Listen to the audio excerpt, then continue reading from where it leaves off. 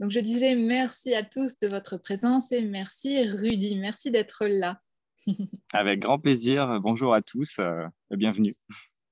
Chouette. Donc, avec Rudy, on a mis un petit message dans le chat. Vous pouvez poser vos questions et moi, je les note ou on y répond pendant que vous les posez. On va voir comment tout ça, ça s'articule. On va prendre un super temps ensemble et je suis vraiment honorée, Rudy, que tu sois là parce que euh, aujourd'hui, c'est le dernier jour et j'ai un peu préparé aussi la clôture et je suis vraiment émue d'accueillir, je te disais tout à l'heure hors antenne, hein, des parties de moi grâce à vous. Vous venez me faire rentrer en résonance comme un miroir qui je suis et comme lors du sommet Orenda, on parle vraiment du soi et de prendre sa place. Ça me touche beaucoup. Donc, ma première question, Rudy, c'est pourquoi as-tu dit oui au sommet Médecine Orenda? Alors pourquoi j'ai dit oui la première réponse qui a résonné en moi, c'était plutôt un non, ou pour être honnête, où je Je me me suis souviens. dit, quand j'ai vu un petit peu le contenu de tout ça, et par rapport à ma pratique du didgeridoo, au début, je me suis dit euh, que je me sentais plus un musicien, dans le sens vraiment pur et dur du truc.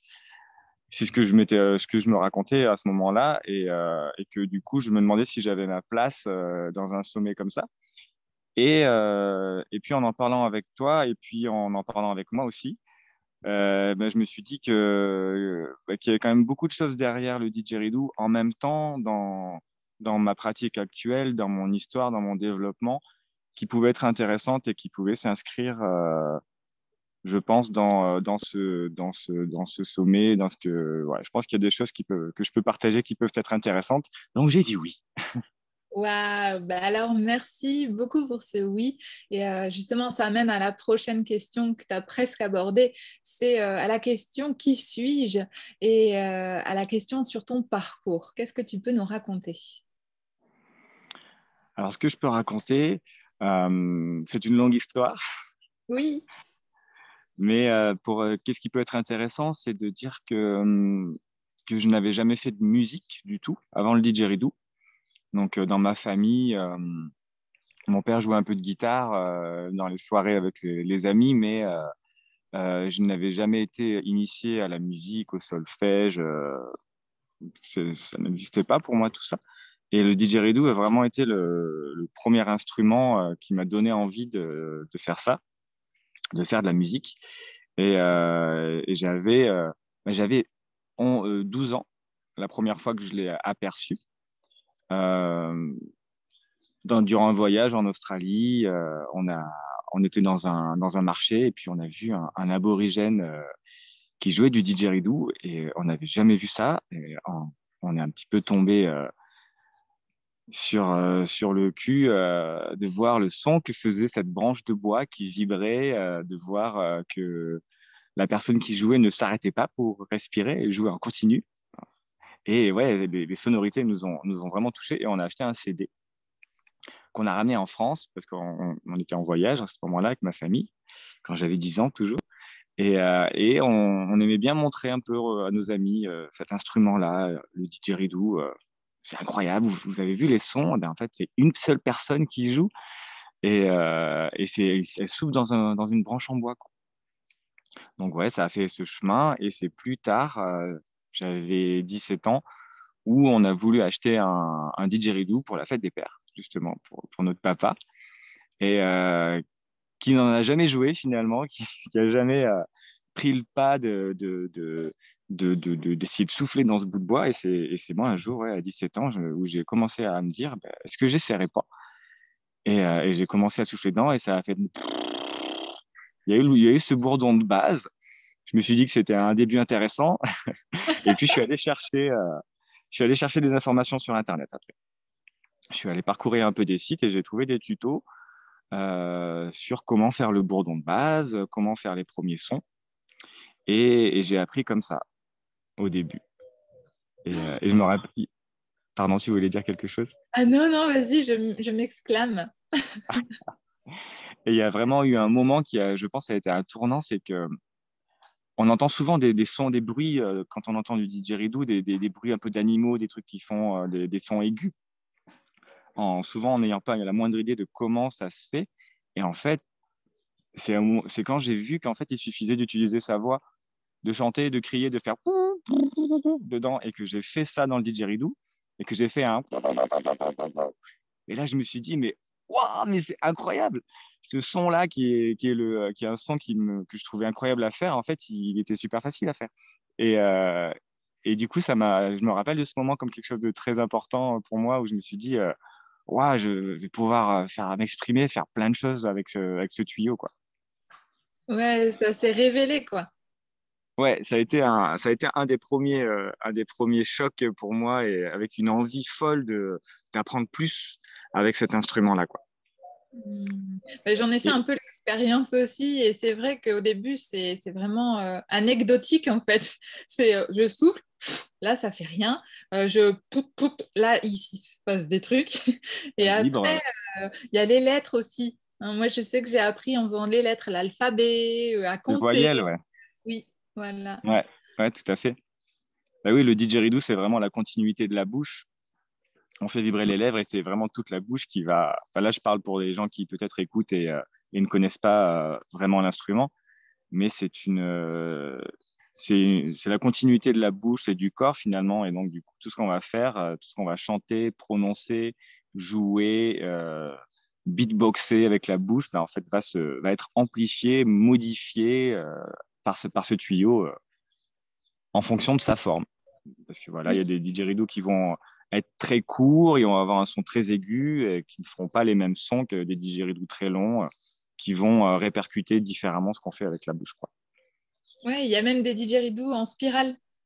Ouais, ouais, c'est sympa. Il y en a en spirale avec le pavillon qui ressort dans le visage. Donc, tu t'entends super bien, c'est pratique. Et puis il y a même les didgeridoo alors je sais plus les slides là, qui se replient les uns sur les autres là, Ouais, pour faciliter le voyage. oui, oui, c'est ça, pour faciliter le voyage. Et puis, en plus, on peut avoir différentes tailles, parce que c'est en gros la taille du tube qui va déterminer la note. Oui. Donc, si on a un didgeridoo en ré, un didgeridoo classique avec une certaine taille, on aura une basse qui sera en ré tout le temps. Donc, pour les musiciens, ça peut être problématique, parce que on fait du ré tout le temps, quoi. Et donc, changer la taille du didgeridoo, ça permet de changer la note. Et donc, il y a des didgeridoos un peu télescopiques qui permettent d'avoir plusieurs notes, ouais. Ouais, ben, en fait, c'était ma prochaine question, c'était qu'est-ce qu'un didgeridoo? Donc on a déjà commencé à y répondre. Et, Ouais. euh, et après, il y a différentes essences de bois. Il y en a même qui sont en plastique pour justement ces slides.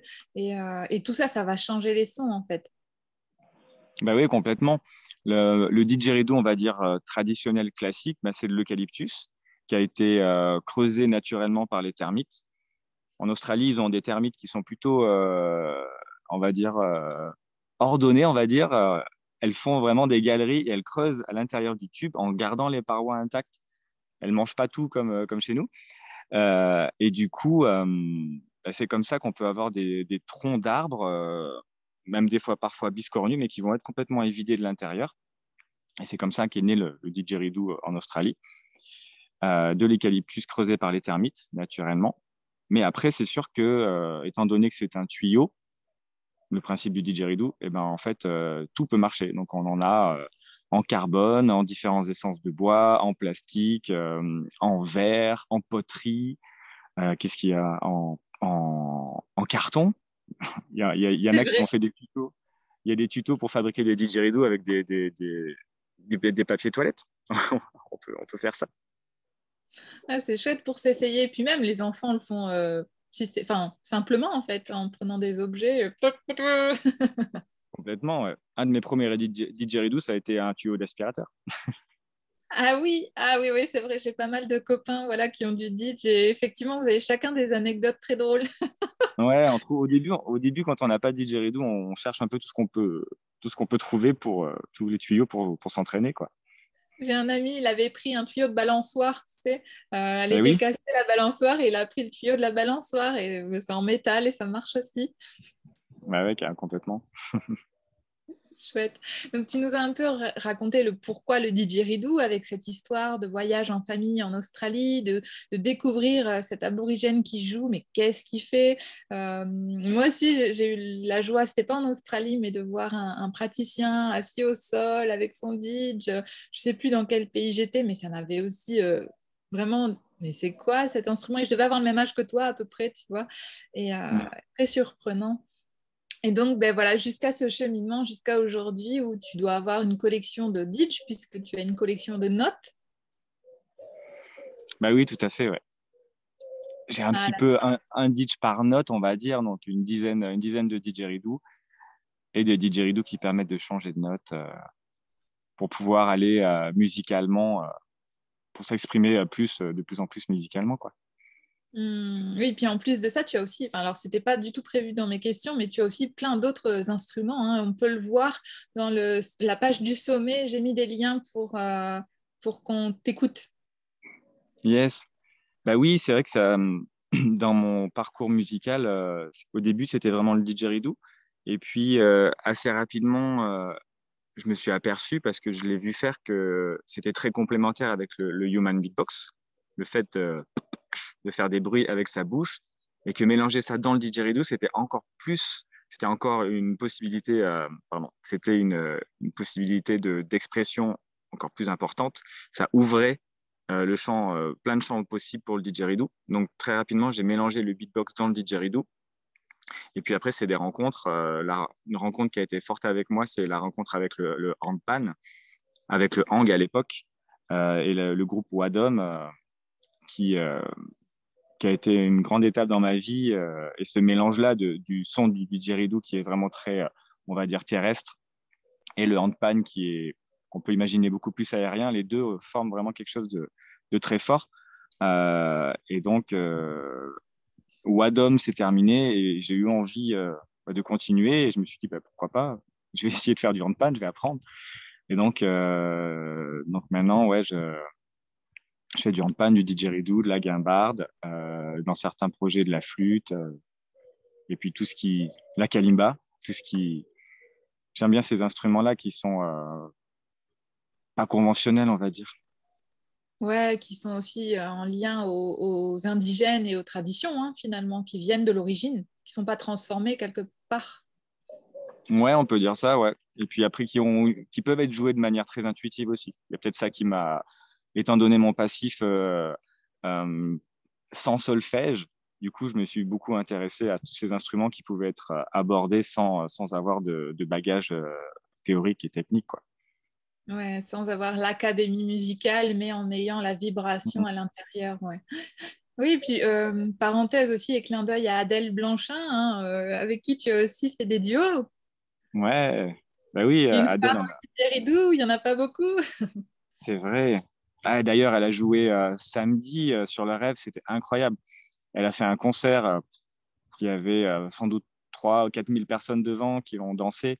Elle était accompagnée de Cyril Lecoq à la percu et Jérémy Natag aussi à la percu. Et c'était un moment incroyable. Il y a peut-être des gens qui sont là qui y étaient au Rêve de l'Aborigène, mais c'était un grand, grand moment. Ah, j'ai pensé beaucoup, beaucoup à vous. J'étais de tout cœur avec bah ouais, cette famille de cœur là-bas, quoi. Mm, mm. Et merci d'être là en direct avec nous après cet événement de 4 jours, quoi. Ouais, bah oui, bah, je suis rentré chez moi, donc c'était possible. Merci, merci d'avoir pu être flexible aussi sur les dates. C'est chouette, super. Alors, je vais reprendre le cours de l'histoire du didgeridoo. Est-ce que tu veux bien nous raconter peut-être l'histoire de Burunbun ou voilà de l'Australie, enfin quelque chose à ce sujet? Oui, il y a une histoire qu'on m'a racontée et que je trouve très chouette et que j'aime bien raconter quand je parle du didgeridoo. Donc, je crois que c'est avec le nom, on confond, c'est Bouk Boon. Ah oui. Burbouk et Boon. Bourbouk Boon. Et en fait, l'histoire de Bourbouk Boon, c'était que c'était un chasseur, un aborigène, et qu'après avoir chassé toute la journée, eh ben, il décida de faire un campement pour se poser, se restaurer et faire cuire la viande qu'il avait chassée, des animaux qu'il avait chassés. Donc, il fait un feu Il décide de faire un feu et il prend une branche d'eucalyptus qu'il trouvait à côté de lui et il la jette dans le feu.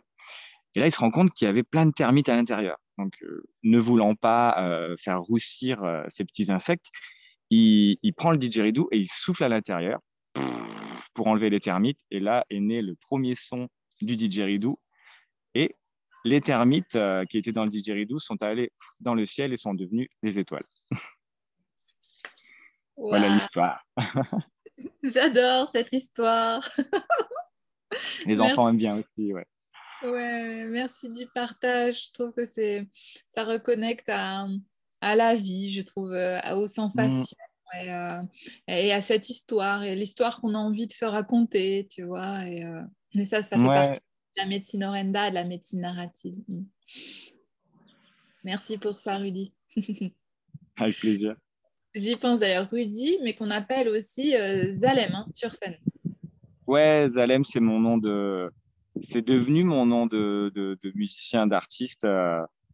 Et c'est rigolo parce que ça vient en fait d'un manga, d'un livre, d'un manga japonais qui s'appelle Gun, où Zalem, en fait, c'est une cité qui flotte dans les airs. Euh, j'ai pris Zalem parce que c'était en 2002 quand je commençais le didgeridoo. Et justement, après avoir cherché par moi-même des tutoriels sur Internet, j'ai vu qu'il existait un forum, francedidgeridoo.com, où beaucoup de joueurs de didgeridoo partageaient avec l'instrument.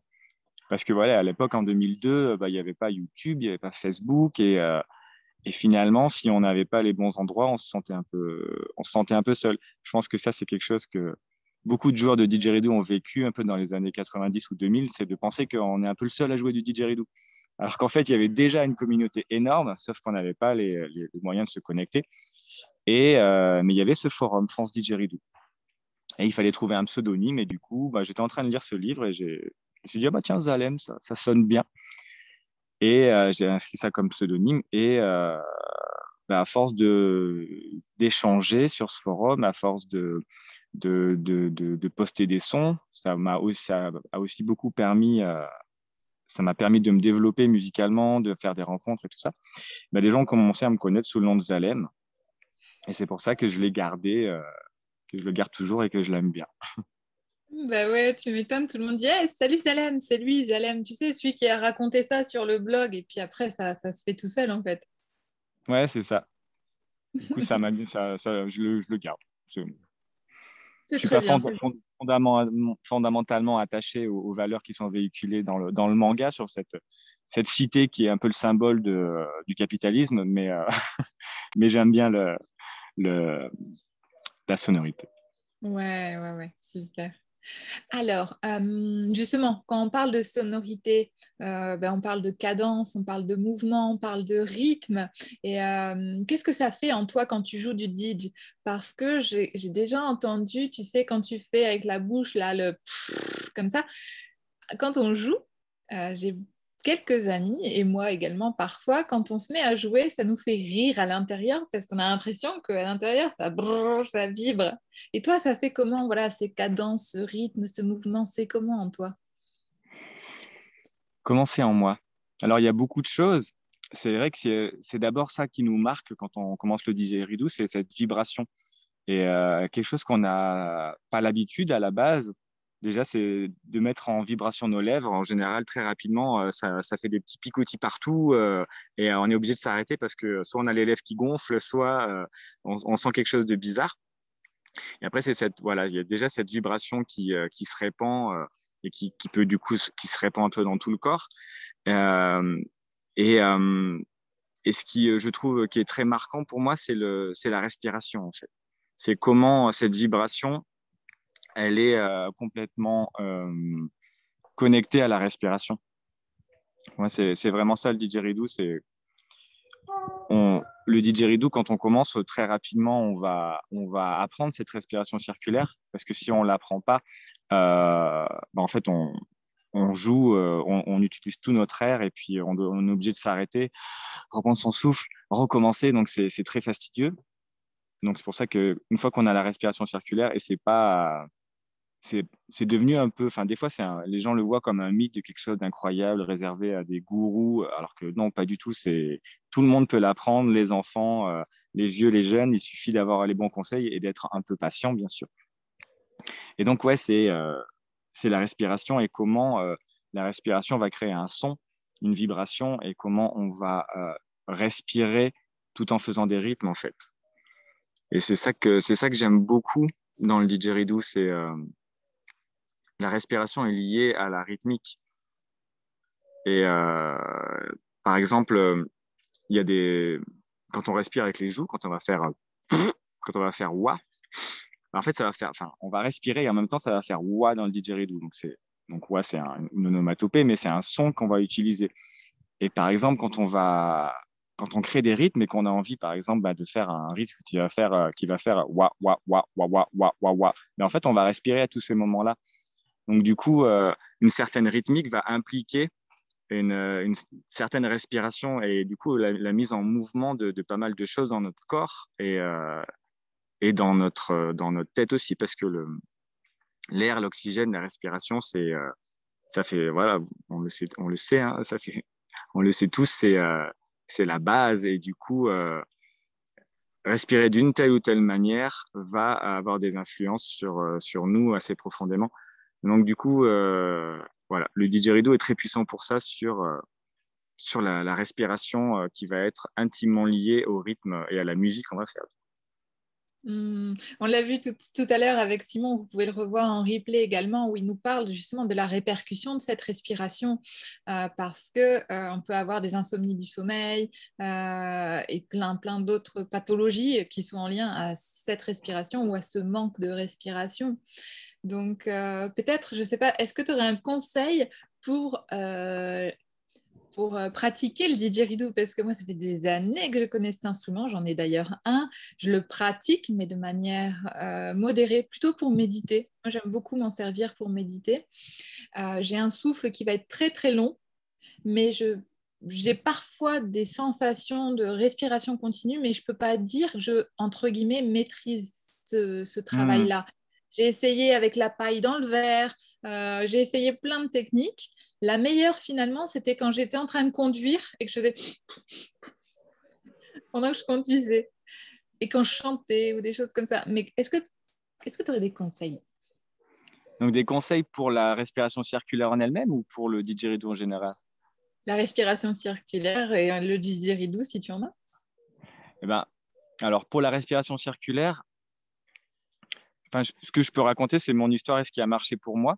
Parce Tout à fait. que moi, ça a été extrêmement rapide, en fait. Je suis même souvent gêné, en fait, quand les gens, quand certaines personnes parlent du temps que ça leur a mis. J'ose pas dire, en fait, que moi, je l'ai eu en une journée, en fait. Euh, je sais, peut-être que ça venait d'un passif où je faisais un petit peu de sport et que j'avais fait beaucoup d'apnée quand j'étais petit déjà, où j'aimais bien aller au fond de l'eau pour voir les poissons. Peut-être que j'avais une respiration qui était où j'arrivais bien à la gérer, mais du coup ça a marché très vite. Et ce qui m'a permis de l'apprendre vite, c'était en fait de me servir de cette partie de la main qui est très sensible et que quand on souffle dessus, on arrive bien à sentir la puissance du son. Tu vois, quand tu fais ça, si tu souffles fort ou doucement, tu vois vraiment tu vois la dynamique, tu vois les différences. Et donc, voilà, l'idée, c'était de mettre de l'air dans les joues et d'expulser cet air avec les muscles des joues, donc sans souffler, et donc de voir que juste avec les joues, sans souffler, quand je dis sans souffler, c'est sans utiliser les poumons, c'est juste en utilisant les muscles des joues, on sent qu'il y a quand même de l'air qui sort. Et donc, du coup, d'alterner les moments où on souffle avec les poumons et les moments où c'est les joues qui vont prendre le relais. Pendant ce temps-là, on respire par le nez. Et après, voilà, ce qui va être dur, c'est de faire la transition entre les deux. Mais après, c'est de l'entraînement et plein d'exercices. Mais du coup, voilà, pour revenir à mon cas, j'ai vu ça, je ne sais pas, l'après-midi sur un tutoriel qu'il fallait faire comme ça. Et j'ai passé ma soirée dans mon lit à souffler sur ma main. Et le lendemain matin, j'ai essayé dans le didgeridoo et ça marchait. Après, voilà, la respiration circulaire, et comme tu le disais, c'est quelque chose qu'on développe aussi toute sa vie. Au début, quand on respire par le nez, ça fait un son de transition qui n'est pas très joli. Même au début, des fois, il y a une coupure.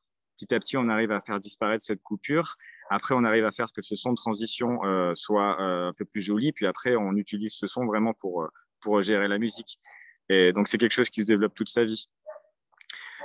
Donc, le conseil, finalement, ça revient au conseil qu'on peut avoir pour le didgeridoo, c'est juste de la pratique, en fait. C'est un instrument qui est quand même particulier, je trouve, parce que il est en même temps très simple. Euh, Si on fait un atelier en 10 minutes avec des enfants, il y a peut-être 100% on va dire 95% des personnes qui vont réussir à faire le son de base. Par contre, c'est un instrument, il faut s'investir en fait dessus. Parce que il y a toute une partie de la musculature en fait il y a une musculature à acquérir qui vont nous permettre de faire des sons et qui vont permettre d'avancer. Et on peut avoir une idée théorique de comment on va faire tel ou tel son, mais si on n'a pas la musculature pour le faire, la musculature au niveau des abdominaux pour pouvoir pousser l'air, la musculature au niveau des lèvres pour pouvoir mettre une certaine pression au niveau de la langue, mais en fait, ces sons-là, on peut se positionner correctement, mais ça ne sonnera pas. Donc voilà, il y a cet aspect-là quoi, d'investissement personnel, jouer pour développer la musculature appropriée. Et ensuite, du coup, il y a plein de choses qui se débloquent, quoi. Ouais, ben on en parle souvent, encore une fois, dans le sommet Orenda, il y a la pratique, hein, il faut se mettre Mm. en action. Comme tu le dis, on va travailler la musculature et on va aussi travailler une forme de souplesse, une forme Mhm. d'écoute, une forme de connexion à soi. Et on le voit aussi avec le Qigong, le yoga. Moi, là, par exemple, je passe le sommet Orenda assise en tailleur, mais parce que ben, j'ai une pratique qui me permet de Mm. rester en tailleur toute la journée, par exemple. Et tout Bah oui. ça, voilà, c'est pratiquer, pratiquer, pratiquer, un peu, un peu. Et c'est pour ça que je te disais, c'est souvent quand je conduis que j'utilisais la respiration circulaire, parce que ben, ça me permettait de tous les jours un peu, à l'époque, quand je conduisais tous les jours, de pratiquer un peu, un peu. Mm. Ouais, tous les jours un peu, il est vraiment assez exceptionnel, je trouve. Il y a cette magie le corps continue à apprendre alors qu'on le sollicite plus. Et de faire de 5 minutes par jour, et ben, en fait, c'est incroyable comme les choses avancent sans qu'on ait besoin des fois presque de travailler, quoi. Mais par contre, régularité, c'est important. C'est ça, la régularité. Merci pour ce Ouais. mot. Et donc, en fait, tout à l'heure, tu parlais aussi de l'air, de l'oxygène, de ventiler, surventiler. Et en fait, tout ça, ça vient toucher le sujet de notre rencontre, qui est l'alchimie du souffle et de la matière. Là, je vais parler pour moi parce que c'est toujours plus simple de raconter son histoire à soi, hein. Mais ça provoque parfois des états de transe. Et cette transe, ben, on en parlait tout à l'heure à la fin de l'accompagnement de Simon, de la transe cognitive. Et Corinne Sombrin aussi fait des études à ce niveau-là, de voir comment la respiration, le rythme, la danse, les derviches tourneurs, tout ça, nous amène dans une forme ouais, d'alchimie globale et qui nous transporte dans cette transe. Qu'est-ce que tu en penses, toi? Qu'est-ce qui se passe pour toi Parce que moi, en tant que danseuse, si j'écoute du didgeridoo en cérémonie, en rituel, je me laisse porter. C'est plus moi qui danse. Tu vois, c'est mon corps qui danse pour moi et c'est la respiration qui respire à travers moi. Mais pour toi, Mm. joueur, c'est comment? Et ben, ça dépend un petit peu de les faire chercher aussi. Oui. Euh, Effectivement, en jouant le didgeridoo d'une certaine manière, on peut arriver à respirer beaucoup, donc ce qui va nous emmener à hyperventiler. Et de ça, plusieurs choses peuvent en découler, quoi. Comme tu le disais sur des états de transe. Euh, c'est quelque chose que j'utilise pas forcément dans le didgeridoo parce que souvent ma pratique du didgeridoo, elle reste assez mentale. Il y a, j'ai, j'ai souvent des morceaux qui sont construits, ou des fois je vais jouer avec d'autres personnes, et donc du coup je m'autorise pas à partir là-dedans. Par contre, c'est des choses qui me sont arrivées sur des moments seuls en pratique, effectivement, où il y a l'esprit qui est dans un état différent, et, euh, et surtout une présence incroyable, quoi. Un, un ici et maintenant en jouant du didgeridoo qui est assez chouette, et ouais, que j'aime bien. Qu'est-ce que je voulais dire? Et oui, du coup, par contre, l'utilisation de la respiration pour cet état de transe, je l'ai expérimenté avec de la respiration holotropique. Oui. Je sais pas si c'est Ah quelque oui, chose tu que connais ça. D'accord, ok. Ouais, Je pratique ça et je fais pratiquer ça dans mes stages rituels en nature. ok. Et oui, c'est quelque chose qui m'a intéressé et que enfin, j'y suis venu par ma pratique du didgeridoo et des personnes que j'ai pu rencontrer grâce à Oui, cet instrument. oui. Et du coup, il y a certainement un parallèle qui pourrait être fait entre la respiration holotropique et la pratique du didgeridoo, mais c'est quelque chose que j'ai pas exploré encore Ouais. Mais il y a pour le moment. Stanislas Grof, je sais pas, c'est un bouquin que j'adore, je ne sais pas où il est, mais Stanislas Grof, je vous recommande son livre sur tous les possibles, quelque chose comme ça, c'est un arc-en-ciel sur la couverture. Et en fait, Stanislas Grof raconte toutes ses expériences de respiration qu'il lui a mis en place. Lui, c'est un Tchèque qui est arrivé aux États-Unis et qui a expérimenter ça vraiment de manière globale. Il a aussi travaillé avec le LSD pour accompagner des gens qui étaient vraiment en perdition ou en traumatisme profond et qui a eu des résultats merveilleux. Mm. Et puis, petit à petit, sans substance extérieure, induire aussi, comme le fait Corinne Sombrin, induire la transe. Lui, il induisait la respiration par le processus naturel de cette respiration qui permet effectivement, encore une fois, comme Corinne Sombrin, hein, de laisser le corps respirer. En fait, notre corps se met en mouvement et il se passe des choses. Et pourquoi je parle de Stanislas Grof? Parce qu'en fait, il a fait des expériences en Australie. Et comme Ah ouais. l'Australie est en lien avec le didgeridoo, ouais, je vous recommande ce livre qui est vraiment sublime. Donc j'ai noté son nom, Stanislas Grof, dans le chat et je te partagerai, Rudy, le bouquin en question. Mais c'est très intéressant parce que dans tout son livre, c'est un gros pavé, mais il raconte un peu sa vie et au travers de raconter sa vie, ce que j'aime beaucoup hein, dans les biographies, il raconte aussi son expérience professionnelle de psychothérapeute et d'accompagnant. Et voilà. J'en ai lu une partie de ce livre et je crois que c'est lui qui a synthétisé pour la première fois la molécule du LSD, je crois, qui a réussi à le recréer Alors, artificiellement. ouais, il a travaillé suite à un Suisse, Hoffman, qui Ah oui, avait, Hoffman. lui, d'abord, ouais, c'est Hoffman qui avait mis ça en place Oui, en c'est vrai. Suisse. Et puis après, je ne sais plus s'ils se sont vus, parce que là, ça fait longtemps que j'ai étudié cette partie technique, mais je pense ils ont travaillé ensemble pour développer ensemble ça. Ouais. Et dans les légalités des lois et des pays, parce que je crois que voilà, il y a des complexités parfois dans les pays. Quand il a fait, par exemple, des respirations holotropiques en Moyen-Orient, tout ça, c'était pas évident. Ouais, ok. Ouais, Bah oui, c'est sûr que c'est ce genre de séminaire, c'est pas anodin, quoi, ce qui s'y passe. c'est ça, c'est ça. Ou même il avait fait une pratique. Souvent, bon, il y avait beaucoup de monde à l'époque hein, pour cette nouvelle pratique. Et quand c'était des pays en guerre, ouais, c'était pas évident. Parce qu'on Mm, rentre vraiment dans des états qui sont en connexion avec le grand tout et qui sont en connexion avec le nous véritable, en fait. Bref, c'est pas anodin. Par contre, je vous invite pas à faire avec n'importe qui. mm. Euh, ce type de pratique. Mais en tout cas, effectivement, je comprends que tu sois arrivé, toi, Rudy, avec ta pratique du didgeridoo et de la respiration continue comme ça, parce que bah ouais, ça fait partie de l'essence même de savoir respirer. Ouais, et ça nous pousse à explorer plus, de C'est par ce ça. qu'on vit et de par aussi les gens qu'on rencontre finalement, quoi.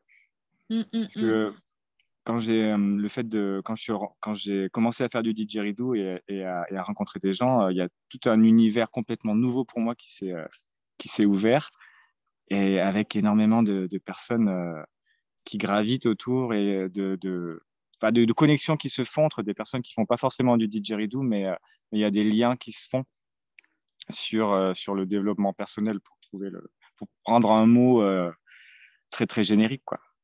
Bienvenue au sommet Médecine Orenda, puisque c'est de ça dont il s'agit en fait, hein, tous ensemble, entre experts. Moi, je suis vraiment heureuse de co-créer avec vous cet événement et d'être dans ces états aussi de présence. T'en parlais tout à l'heure, quand tu joues juste pour toi et que tu peux laisser l'esprit ou la structure ou la mathématique musicale partir et vraiment te laisser porter Mm. par la musique et la vibration. Et ça, c'est des instants vraiment de présence et on en parle aussi tous les jours en ce moment. Et ce soir, Efea nous parlera, c'est elle, sa thématique spécifique, la présence. Donc tu vois, tu es au bon endroit, Rudy. Merci. Alors, je continue avec mes questions. Vas-y, vas-y. Alors, bon, ça on en a parlé déjà. Oui, ouais, c'est ça. Quand la création ou quand la technique dépasse en fait. Mm. Quand tu dois créer un morceau et que la technique, tout ça, ça dépasse, ça te fait quoi, toi? Alors, je sais pas comment répondre à ce que ça me fait, mais ce que m'inspire ta question, c'est que ouais, c'est dépasser la technique et c'est quand même quelque chose que j'aime transmettre quand je donne des cours. C'est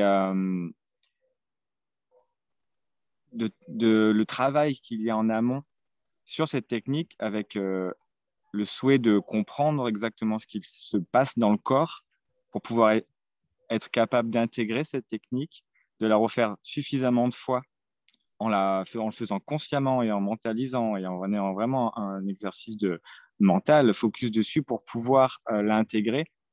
Et c'est, en tout cas, dans mon expérience personnelle, c'est à ce moment-là que, que du coup, cette technique va disparaître et finalement, la création viendra plus d'un souhait d'un souhait de créer plutôt que de... Je m'exprime mal, mais Non, non, c'est parfait. c'est compréhensible. Oui, oui, moi, j'entends. Ouais, les sons seront plus sur un souhait de création plutôt que d'un agencement de technique, en fait. Et c'est souvent quelque chose je trouve, qui bloque chez certaines personnes qui ont envie de faire du didgeridoo de manière en lâcher prise, en fait. Ou des fois, je trouve qu'il y a une confusion dans l'envie de pratiquer un instrument sans se prendre la tête au feeling, en laissant libre cours à ses ressentis et tout ça, et l'envie d'être libre dans la création, de pouvoir explorer plein de choses.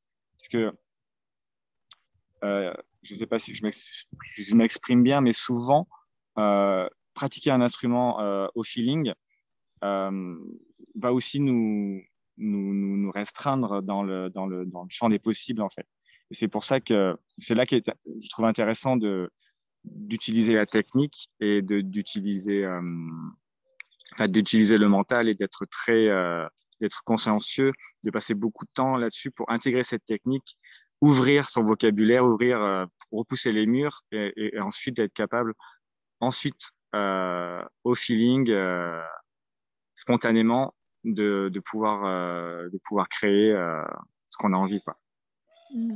Donc, si j'ai bien compris, pour toi, tu passes par la technique pour savoir faire et après laisser faire, c'est ça? Ouais, exactement. Ouais. Merci. Tu as résumé de manière très simple ce que j'ai péniblement essayé de dire en 3 heures. Non, c'est parfait, c'est juste mon métier. Et là, je commence à être rodée avec le sommet Orenda, à être Ouais, dans ça se voit, ouais. l'écoute pleine. Et puis parce que ça me fait écho, c'est-à-dire que moi, j'invite tous les auditeurs, auditrices à oser, déjà, ce que je dis toujours, oser être eux-mêmes, mais aussi oser tester les instruments. là, je vous fais une confidence, mais toute petite fille, moi, j'avais peur de faire du bruit avec les instruments de musique. Mhm. Je jouais la flûte dans le grenier quand je devais faire des interros à l'école. Je jouais de la flûte dans le grenier pour éviter de casser les oreilles de la famille, tu vois. Et puis, donc, plein d'instruments comme ça. Et puis, il y a un moment dans ma vie où je me suis ouverte à me dire, mais non, mais moi aussi, j'ai le droit. Allez, j'essaye. Et jusqu'à il y a 2 ans où je me suis offert un violon. Et tu sais, souvent le violon, on dit ah là là là là, Le cachez-vous. début du violon. Voilà. Et bien voilà, je me suis offert ce cadeau parce que cette vibration, elle rentre vraiment en vibration avec la mienne, elle me rend vraiment aérienne. Et donc, j'ai une prof qui est extraordinaire, mais qui est elle vient des pays Allemagne, Hollande, tout ça, donc très structurée. Apprendre les notes, connaître mon solfège et jouer. Jouer, jouer, jouer, jouer. Et en fait, j'ai une superbe oreille. Des fois, elle prenait son violon, elle dit, est-ce que tu peux me faire? Elle regarde les notes, ça, ça, ça. Et moi, en fait, j'ai même plus besoin de regarder la partition. À l'oreille, j'arrivais à jouer ce qu'elle me disait. Et elle me Mhm. disait, non, si tu veux un professeur qui joue à l'oreille, c'est pas moi. Et donc, Ouais, d'accord.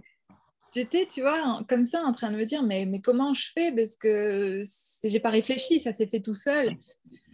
Et à la fois me dire, bon, alors, ok, si j'ai cette capacité-là, ok, c'est cool, mais il faut que j'apprenne mes notes. Et donc, je passe par l'inverse, c'est-à-dire, je m'amuse, puis je me dis, ah bah tiens, c'était quelle note que je viens de faire? Et après, je Mhm. retranscris sur la partition. Et, et je pense qu'à chacun, trouver sa façon de faire, sa façon d'être, tout simplement. Bien sûr, ouais. Il y a plusieurs effectivement façons de faire en fonction des, euh, des capacités qu'on a naturellement. Tu as de la chance d'avoir cette capacité d'oreille, en tout cas. C'est chouette, quelque chose d'inné qui est appréciable. Ouais, ouais, ouais. Alors, je t'avoue que le fait d'avoir une bonne oreille, c'est bien, mais souvent, j'ai toujours des boules caisses. Hein, d'ailleurs, il y en a une là, juste là. J'ai toujours des boules caisses près de moi parce que j'entends vraiment tout et parfois, c'est fatigant. Mais bon, c'est un autre sujet. Mhm. C'est un autre sujet. Mais en tout cas, oui, voilà. Osez vibrer, écouter vos instruments et puis son corps aussi, sa voix. On Ouais. en a parlé dernièrement. Et toi, donc, dans cette inspiration, comment tu te mets en création? Est-ce qu'il y a un espace dont tu as besoin ou est-ce que ça vient tout seul? C'est comment quand tu crées? C'est vraiment très variable. C'est pas toujours. On aimerait bien en tant que musicien que des fois que la création vienne plus facilement. Euh, mais je sais que souvent la création vient d'une envie de pas créer, quoi. Enfin, Ah oui. c'est sous, on pourrait presque dire que c'est logique, mais vouloir faire quelque chose de beau, de bien, de chouette, et ben, souvent ça casse le processus. Et c'est pour ça que je sais que des belles choses sont souvent sorties d'improvisation où j'avais pas l'envie de créer, quoi. D'ailleurs, c'est Ouais. quelque chose qui est assez souvent compliqué parce que j'adore improviser. Et c'est quand j'improvise, des fois, seul dans ma pièce, en face d'un mur, pour avoir le retour du son, que je suis en kiff total. Et je me dis, oh là là, mais qu'est-ce que j'aimerais pouvoir partager ça, cette simplicité, cette fluidité et cette créativité. Et des fois, j'ai envie de le refaire en live, c'est des moments comme ça. Mais il y a aussi, des fois comme deux forces qui se contredisent entre la créativité et le vouloir faire beau. Parce que du coup, quand tu veux improviser en face de gens, souvent tu veux faire beau. En tout cas, moi, j'ai envie de faire des choses belles et bien, des choses qui vont être appréciées. Mais faire ça en improvisant, ah bah, c'est super dur. Hmm. Oui, vouloir faire et laisser faire. Et à C'est la ça, ouais. fois, Ce que tu as écrit sur le chat, ouais, c'est exactement ça, ouais. ouais, laisser faire, lâcher prise, comme on dit, mais avoir le contrôle quand même, parce que quand tu as 7000 personnes devant toi, C'est ça, c'est difficile. Des fois, ça marche. Du coup, c'est un exercice qui peut être risqué, Mais des fois, ça marche et des fois, il y a des instants de grâce qui sont plus faciles, je trouve, à obtenir quand on est deux, au moins deux musiciens, où il y a une connexion et on peut aussi s'appuyer sur le partage avec l'autre pour co-créer ensemble. Plus dur à faire quand on est seul, Mm. mais c'est possible. Ouais, parce Pardon. qu'effectivement, Ouais. non, non, mais quand on est seul, il y a aussi le soi, il y a aussi les émotions, il y a ne pas se laisser submerger. Oh là là, je joue devant 7000 personnes. Oui, enfin bon, si j'oublie ça, je joue tout simplement. Et oui, c'est un grand chemin. Ouais. C'est pour ça que du coup, dans ma création, je passe souvent par des moments de structure où je structure. Et le fait de structurer me donne un cadre qui me permet aussi d'improviser à l'intérieur, Mm. mais avec des repères rassurants où je sais que là, au bout de quelques mesures, je vais passer sur quelque chose d'autre où je sais où je vais. Et donc, ça me permet de garder quelque chose de garder quelque chose qui va pouvoir ressembler à quelque chose que j'ai envie de donner, que j'ai envie de partager aux autres. Ouais, ça me fait penser à deux choses. La première, c'est que dédicace aux copains aussi, de copains joueurs, parce que c'est une petite famille hein, de joueurs de didgeridoo. Je porte ici des boucles d'oreilles qui sont en Yeah. bois et qui sont en bois du didgeridoo de Quelu, un super musicien qui fait du beatbox également avec son didge. Et donc, dans toute l'équipe de la famille du rêve de l'aborigène, il y a aussi les facteurs de didge qu'on Mm, connaît tous en fait, qui créent selon leur sensibilité des didgeridoo et dont Horizonde qui crée des boucles d'oreilles en plus des didgeridoo. Donc moi j'ai un bout de didgeridoo de Quelu. Je suis fière. Ouais, bah d'ailleurs, ça me donne envie de rebondir sur Kulu parce que justement, le beatbox dans le didgeridoo, lui, ça a été vraiment un des précurseurs. Euh, et je sais que je suis pas mal mis en avant sur les réseaux sociaux dans cette pratique-là, mais je suis pas du tout le premier et j'aime bien rappeler que c'est un des premiers qui m'a inspiré. Ça devait être en 2005 ou 2006 au Rêve de l'Aborigène où j'ai observé que lui en train de rajouter des grosses caisses claires, des gros pfff dans le didgeridoo, et on était un cercle de 50 personnes autour de lui à le regarder et à se dire oh, mais c'est incroyable ce qu'il fait. C'est clair, je me souviens, c'était juste magique. Ouais. Ce mec est merveilleux. Et ça me fait penser aussi à Céline qui est intervenue dimanche soir et qui a fait un chant spontané et qui m'avait pas prévenu et qui m'a dit Cécile, est-ce que tu veux faire un chant spontané? Donc j'ai fait un chant spontané puisque j'accompagne aussi avec le chant et des instruments. Et donc, en fait, avant de poser ma dernière question, savoir s'il y a une petite préparation à faire, est-ce que tu aurais un didgeridoo avec toi? Parce qu'il y a quelqu'un dans le chat qui a demandé, est-ce qu'on pourrait avoir une impro? Alors, peut-être soit avec la bouche ou avec le didgeridoo. Est-ce que tu as un didgeridoo avec toi? Ben, oui, j'ai un didgeridoo dans ma voiture à côté. Euh, on peut, euh, on peut faire un test, voir si ça sonne bien. Je ne sais pas si je me mets comme ça devant le micro, c'est pas sûr que ça ne sature pas, mais Ouais. on peut tester ça, ouais. Mais on a testé ça avec Céline et Céline disait qu'en fait, sur son point de vue à elle, que les vibrations, même si on n'entend pas tout, elles sont quelque part dans l'univers et donc on les Mhm. reçoit. Et donc si ça Ok. sature, c'est pas grave. Ouais, Par contre, il va te falloir un petit temps pour aller le chercher. Est-ce que vous êtes OK, Carole, Sylvie, Faudil, Sam Sam, tout ça pour attendre? j'en ai pour 15 secondes. 15 secondes, bon, ça va alors. Ça va Sinon, je aller. serais allée chercher les miens, mais je préfère que ce soit toi qui joues quand même. Tu veux que on fait ça maintenant ou plus en conclusion? Alors, on peut faire la dernière question et on fera ça en conclusion. Ça marche. Ok. Bien vu. Donc, la dernière question, c'est quel est ton rêve pour toi et pour le monde? Oh, bah, plus de conscience dans les relations, enfin, de la confiance dans les relations humaines. C'est quelque chose c'est aussi quelque chose que je travaille toujours sur moi, mais c'est quelque chose qui je pense, ferait beaucoup de bien pour tout le monde, qu'on arrive à être un petit peu plus conscient de où on place nos émotions et notre rapport à l'autre, notre rapport à notre ego, pour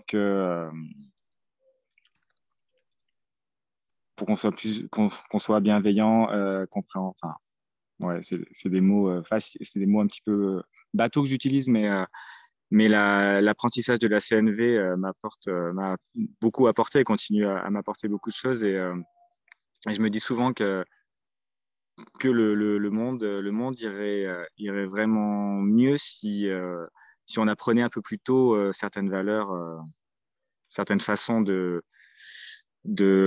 bienveillance avec soi-même et avec les autres, en prenant en compte nos besoins et tout ça, quoi.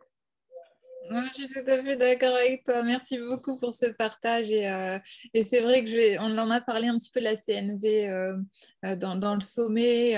Moi, j'avoue que la CNV, je l'aime bien par rapport à soi-même et pas forcément avec les autres. Mais l'important, c'est que chacun trouve des outils. Mm. Et ça me touche quand tu dis ça parce qu'effectivement, c'est ce que propose la médecine Orenda, c'est se reconnecter soi, communiquer avec soi pour mieux communiquer avec le monde. Et Exactement. communiquer avec soi, ça peut passer par des instruments de musique, ça peut passer par la voix, l'écriture, la création, euh, voilà, par ce qui nous anime vraiment. Mm. Complètement. Chouette. Bon, est-ce que tu vas chercher l'instrument? Allez, On me dit cherchez. qu'on patiente et puis moi je parle comme ça. Ça marche. À tout de suite. À tout de suite. Donc bah, voilà, si vous avez des questions, des commentaires, n'hésitez pas à le mettre dans le chat ou à le partager après à Rudy quand il sera de retour. Et puis bah, vous dire aussi que, bon, j'en reparlerai à la clôture, mais pour toutes ces questions aussi de se reconnecter à soi, se reconnecter aux autres, il y a tellement d'outils qui peuvent nous accompagner au quotidien comme on le disait avec Rudy, avec d'autres intervenants, 5 minutes par jour, trouver nos espaces. Et c'est pas problématique, c'est juste trouver ces espaces et dire aux autres, bah, je me retrouve avec moi-même. Voilà. Donc voilà le didgeridoo de Rudy. Voilà le didgeridoo. Donc ouais, j'ai un instrument qui est fabriqué par un Français qui s'appelle Oujazi. Ou jazzy. Et on a fait cet instrument ensemble, ouais, il est fait en érable. Donc voilà, ça c'est un didgeridoo, donc c'est un tuyau. Et ouais, bah, je vais bien jouer un petit peu. On a quoi? On a 3-4 minutes? Tu as tout le temps que tu peux avoir besoin. Le prochain rendez-vous est à 16 h et il n'est pas encore 14 h. Ok. Si tu veux aussi nous faire du beatbox, parce que j'ai vu à quel point tu es talentueux, tu peux même faire du ditch sans ditch en fait.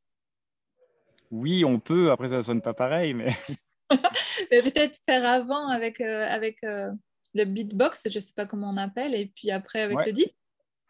Bah oui, donc le beatbox, donc c'est simplement avec les lèvres, la bouche, tout ça. Donc ça peut faire des rythmes comme ça.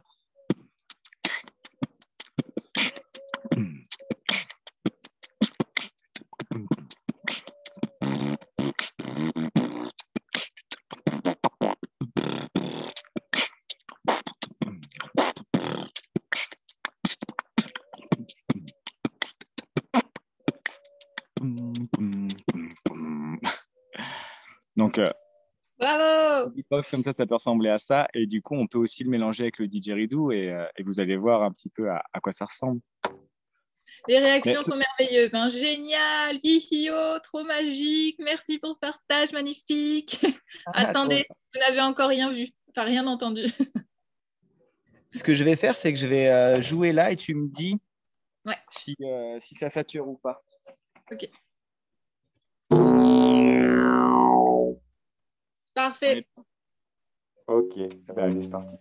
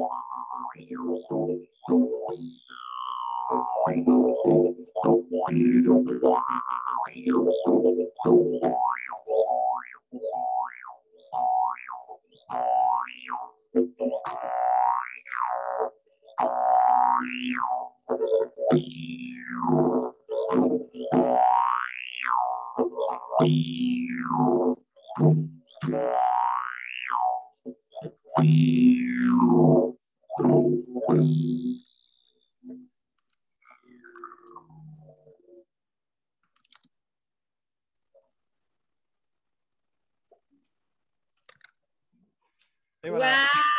Waouh!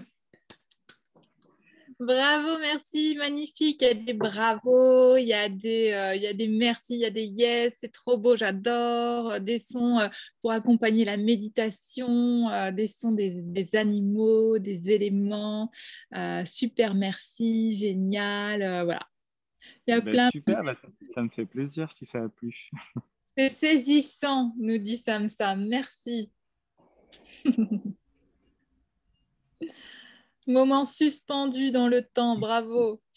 Et vous n'avez rien vu, hein. Ce que j'ai mis dans le chat, c'est Rudy nous a proposé des morceaux ou des choses que tu partages plus facilement. Donc, vous pouvez les retrouver sur le Sommet Orenda et puis sur YouTube, hein, il y a plein de choses. Ouais, en tapant didgeridoo ou en tapant Zalem si vous voulez voir des choses que je peux faire. Mais voilà, il y a plein d'artistes qui sont incroyables avec le didgeridoo. Ouais. Chouette. Je vois Michel qui est là. Est-ce que Michel, tu veux partager quelque Oui, chose? oui, je voulais savoir, lorsque vous déplacez votre main sur l'instrument, dont je suis totalement, j'y connais rien, mais vous faites quoi quand vous déplacez votre main? Il y a des trous, il y a quoi? Ou c'est juste Non, là? la main, c'est vraiment, c'est pas forcément volontaire. C'est que le fait de bouger le corps en même temps que la musique ça aide en fait. Vous savez si on fait si on fait ou si on fait juste, il y a une intensité. En gros, ça rajoute de l'intensité à ce que je fais, mais c'est vraiment pour moi, ça m'aide dans l'histoire que je me raconte. Ah bon, merci beaucoup. Merci Voilà. Michel. C'est comme quand on parle avec les mains, tu vois, c'est plus Oui, c'est ça. explicite, j'y vais avec le corps et voilà, ça s'exprime. C'est Moi, je ça en croyais fait. qu'il y avait des trous et qu'il appuyait sur des trous, que ça faisait comme une flûte. Non, non, il n'y a pas Mais de j'y trou, connais c'est juste rien, un hein, bien tuyau. sûr. Il n'y a pas de trou, non. Ah, ok. Le Mais j'ai didgeridoo, remarqué, enfin c'est une idée qui m'est venue, elle est peut-être bête, hein, mais que c'est- en Suisse, ils ont aussi des grandes cornes comme ça, dans Ouais, lesquelles les ils cordes des appuient. Alpes. Ça m'a fait un peu rappeler ça, parce que c'était l'instrument qui était long comme ça. Enfin, c'est peut-être idiot ce que je raconte, ça n'a rien à Non, non, voir. non, non, non, c'est pas du tout idiot, Michel. Au contraire, il y a plein de. En fait, il y a des didgeridoo un peu partout dans le monde, hein, Rudy. Oui, oui, oui, c'est pas du tout idiot parce que donc l'instrument dont vous parlez, ça s'appelle le cor des Alpes. Et Oui, c'est ça. effectivement, ce sont des tuyaux en bois qui sont très longs et on peut faire du didgeridoo dans un cor des Alpes. Mais habituellement, c'est une autre technique de souffle et de vibration qui est utilisée pour le cor des Alpes. Mais les deux instruments se ressemblent beaucoup, tout à fait. Ah oui, c'est ça, c'est ce qui m'avait semblé, mais bon. Écoute, Mm. Mm, mm.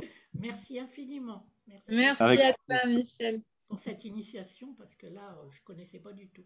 Peut-être qu'il y en a d'autres qui ne connaissaient pas, mais c'est très instructif et très beau, et je vous remercie infiniment. Voilà. Ben, Mm. merci à vous aussi pour vos compliments et vos commentaires. Merci Rudy pour tous ces beaux partages. Et c'est vrai que maintenant, le didgeridoo, on le retrouve dans le monde entier, hein. Moi, enfin, je me souviens des Matsumoto Zuko qui viennent du Japon. Maintenant, il y a le monde entier qui joue comme le handpan ou le rave drum. Voilà, ce sont des instruments qu'on peut trouver facilement. Ouais, Moi, je suis plus proche du rave drum, hein. J'aime beaucoup ces harmoniques. Mais voilà, à chacun de tester, d'essayer. Faites-vous plaisir, hein. Soyez ouais, créatifs. tout à fait.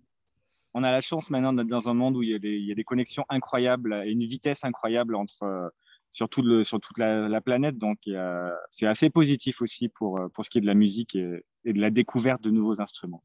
C'est ça. Et même, je pense à la guimbarde. La guimbarde, il y en a dans tous les pays et c'est tout petit. Moi, j'en ai toujours une dans mon sac. Voilà, une guimbarde, c'est top, quoi, aussi. Ouais, tout à fait. La guimbarde, c'est chouette aussi. Ça fait des harmoniques. Il y a beaucoup de similitudes avec le didgeridoo. Ouais. C'est vrai, c'est vrai. Bah, écoute, Rudy, un grand merci pour ta présence. Je ne sais pas si tu as envie d'ajouter quelque chose ou si, voilà, on en reste là et j'arrête l'enregistrement. Ben, on peut en rester là. Je te remercie pour cette invitation et ce partage. C'était un grand plaisir pour moi. Et donc, ben voilà, je te laisse avec tous les autres intervenants et je vous souhaite un bel été à tous et à toutes. Merci beaucoup. Alors, j'arrête l'enregistrement.